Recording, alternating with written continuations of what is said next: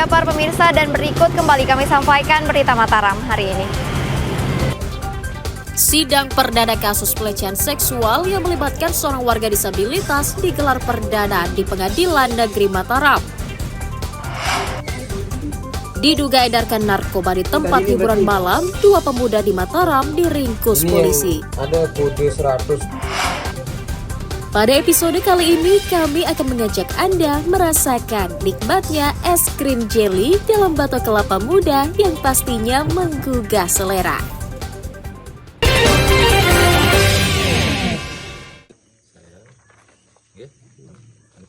Paling banyak? Ya, paling banyak. Terus harga berapa aja itu? 2 pemuda berinisial IWS 32 tahun dan MHA 38 tahun diringkus Satuan Reserse Narkoba Polresta Mataram karena diduga mengedarkan narkotika di sejumlah kafe di wilayah Suradadi, Kecamatan Narbada. Ini Pak Kadus banyaknya. Duduk. Tersangka ditangkap di depan sebuah kafe saat menunggu pelanggannya bersama seorang rekan wanitanya berinisial TH 22 tahun yang merupakan seorang pemandu lagu. Polisi menyita 30,38 gram sabu-sabu, alat isap, ponsel, timbangan, uang tunai ratusan ribu rupiah, dan sebuah pistol airsoft gun sebagai barang bukti kejahatan. Selain berkomplot mengedarkan narkotika kepada para pengunjung tempat hiburan, ketiganya merupakan pengguna narkotika karena hasil tes urinnya positif. Ada 3 orang terduga yang kami amankan. Yang pertama, inisial IWS. Ini adalah sebagai pemilik barang berupa sabu-sabu dan juga shotgun yang kami amankan pada saat penangkapan. Yang kedua yang kami amankan inisialnya HA, sehari-harinya membantu IWS melakukan penjualan atau mengedarkan narkoba. Yang ketiga adalah seorang perempuan pemandu lagu, inisialnya TH, yang menyalahgunakan atau memakai sabu-sabu dari hasil tes urin yang sudah kami lakukan. Tersangka mengaku berjualan narkoba sudah 3 bulan dengan sasaran para pengunjung kafe. Jualannya di luar. Iya, di luar. Tapi karena itu minum, jadi kebawa barang itu dibawa gitu. Iya. Tujuan kamu jualan di mana sih sebenarnya? Di luar, Pak. Di luar mana? Seputaran Suranadi. Cara kamu jualan gimana? Kamu COD kah? Atau Kamu telepon, Pak. Kamu telepon. Jadi kamu anterin gitu? Enggak, dia yang nyari itu. Dia nyari kamu. Pembeli yang nyari. Atas ulahnya, tersangka dijerat Undang-Undang Narkotika dengan ancaman hukuman pidana 5 tahun penjara. Awaludin dari Kota Mataram melaporkan.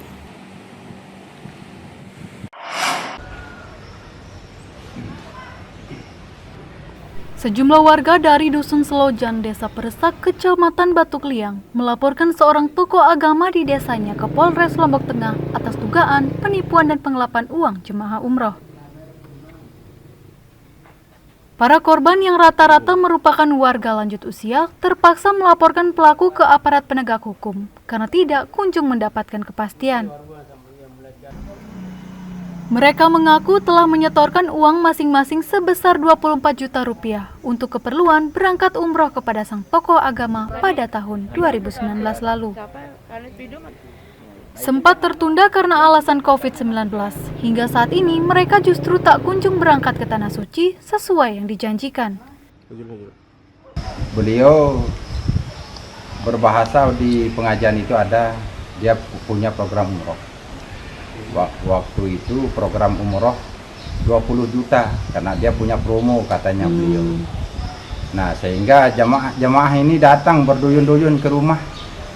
Waktu itu nganter KTP sama uang 20 juta. Cash langsung. Cash lah. Setelah itu sudah proses berjalan. Akhir jamaah ini sudah dijanji mau berangkat besok. Nah, setelah dua hari mau berangkat, tiba-tiba corona datang. Nah, sehingga beliau juga datang menyampaikan ke jamaah bahwa kita tidak boleh tidak bisa berangkat umrah karena corona. Merespon hal itu, polisi mengaku telah menerima laporan dugaan penipuan yang merugikan para korban dan segera menindaklanjutinya. Yang terduga pelapor ini adalah seorang tokoh ya, yang diundang pada saat itu untuk melakukan pengajian. Di saat kegiatan tersebut diselipkanlah ada promo untuk pemberangkatan umroh dengan budget sekitar 20 juta per orang. Murah ya? Sehingga setelah itu ada 7 orang yang mendaftar. Ya, jadi sejak mendaftar sampai sekarang tidak kunjung diberangkatkan. Polisi berjanji akan segera memanggil tokoh agama yang dilaporkan untuk meminta klarifikasi dugaan penipuan yang memberatkannya. Lukmanul Hakim melaporkan dari Kabupaten Lombok Tengah.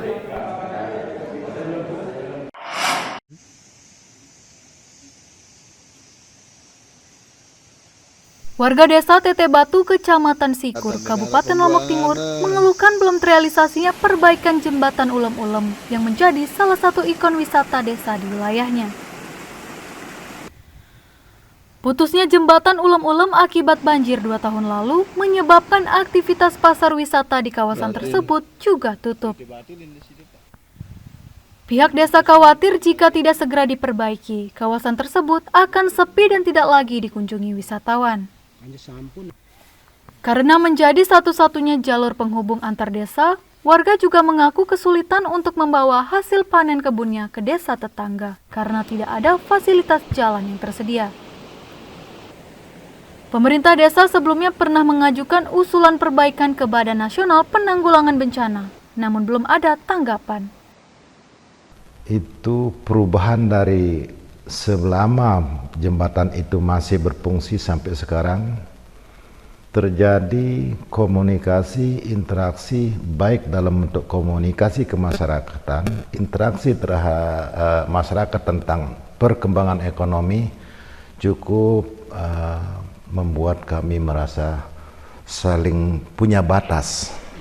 Artinya dalam hal ini manfaat daripada jembatan itu kami selaku masyarakat desa Tete Batu khususnya dan masyarakat luar Tete Batu pada umumnya cukup merasakan dampak daripada putusnya jembatan itu. Menyikapi keluhan warga, BPBD berjanji akan kembali mengusulkan perbaikan jembatan agar dapat direalisasikan pada pertengahan tahun. Alhamdulillah masih berproses, bukan hanya jembatan Ulem-Ulem tetapi 2 jembatan lainnya itu masih berproses dan dalam tahapan review. Proses di BNPB ini membutuhkan waktu kurang lebih 1 bulan lagi, sehingga prediksi sekitar April atau Maret itu sudah pembahasan untuk hibah pelaksanaan pembangunan jembatan ini. Usulan kita berapa? Usulan kita sekarang ini kurang lebih 12 miliar atau 13 miliar untuk 3 jembatan dan 1 sekolah satap di Montong Gading. BPBD menyatakan telah mengusulkan anggaran perbaikan sebesar 12 miliar rupiah untuk perbaikan sejumlah jembatan dan sekolah akibat bencana di Kabupaten Lombok Timur. Mutadun melaporkan dari Kabupaten Lombok Timur.